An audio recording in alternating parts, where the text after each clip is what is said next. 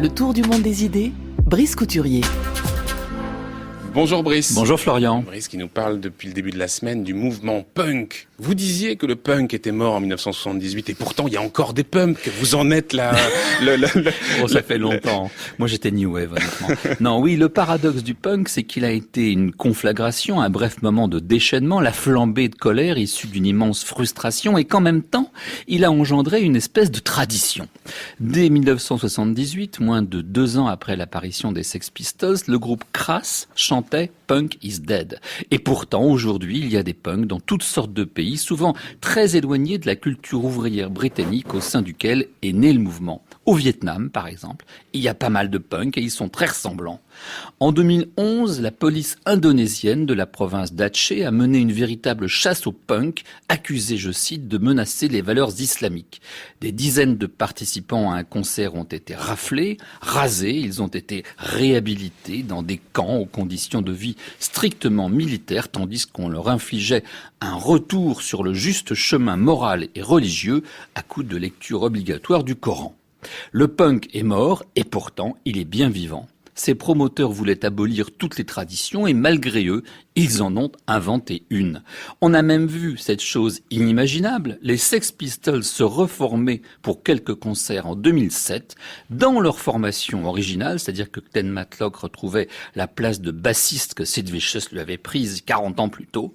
40 ans plus tard, donc, les 4 sont devenus obèses, il leur manque des dents et ils professent le nationalisme prolétarien anglais. Leur nouvel hymne n'est plus le détournement anarchiste du God Save the Queen, mais There Will Always Be an England.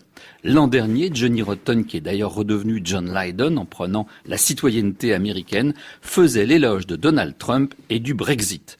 La classe ouvrière a parlé et moi j'en fais partie, c'est fantastique, a-t-il déclaré à la télévision britannique à propos du Leave.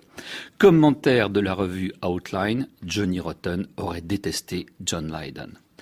Dans le punk, écrit John Savage, il y avait une menace de classe implicite. C'était un mouvement culturel lié au lumpenprolétariat, né parmi les jeunes chômeurs des squats de Londres.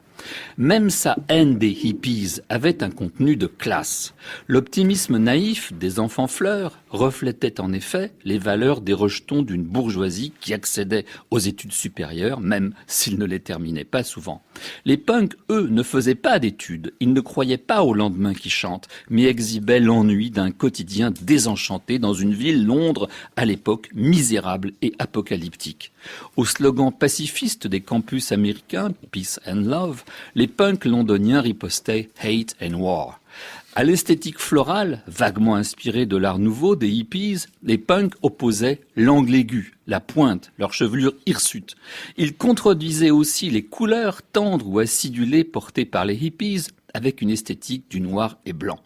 Aux vêtements amples et informes des hippies, taillés dans des matières douces et soyeuses, les punks opposaient leurs pantalons hyper moulants terminés par des rangers militaires montantes et bien sûr le perfecto noir porté sur un t-shirt blanc ou sur une chemise blanche déchirée. Les Clash, qui étaient clairement marqués à gauche, eux, soutenant les sandinistes et critiquant l'impérialisme américain, flirtaient cependant avec un look militariste. Pantalons treillis, Rangers, formation en brigade. Mais ils portaient surtout des fermetures éclairs partout, sur leurs blousons comme sur leurs pantalons. Le t-shirt zippé était d'ailleurs une invention de Vivienne Westwood. Les punks aimaient les fermetures éclairs. Les punks s'opposaient aussi au disco, à leurs yeux un faux remède à l'ennui, une ruse des industries du divertissement, une aliénation, et le disco en outre était lié aux minorités ethniques, or les punks étaient blancs, même si beaucoup se sont engagés dans le combat antiraciste. La morale du punk a souvent été définie par le slogan DIY, Do It Yourself. Il ne s'agissait pas de monter soi-même des meubles suédois, vous l'avez compris, mais de s'autoproduire, de s'auto-distribuer, bref, d'échapper aux circuits commerciaux traditionnels. À l'entrée des concerts punk, toutes sortes de gens vendaient des fanzines composées de pages photocopiées. En France, le groupe Bazooka a offert au mouvement punk un prolongement graphique particulièrement excitant. Les collectionneurs s'arrachent aujourd'hui ces productions, comme l'écrit Chris Kraus dans le TLS, car l'autre paradoxe, c'est que le mouvement punk est entré dans l'histoire culturelle. Comme l'écrit encore Chris Kraus, c'est devenu un phénomène de mode, une sous-culture dûment identifiée, répertoriée, récupérée par l'industrie musicale. Et oui, ainsi finissent toutes les avant-gardes, aussi subversives qu'elles se fussent proclamées.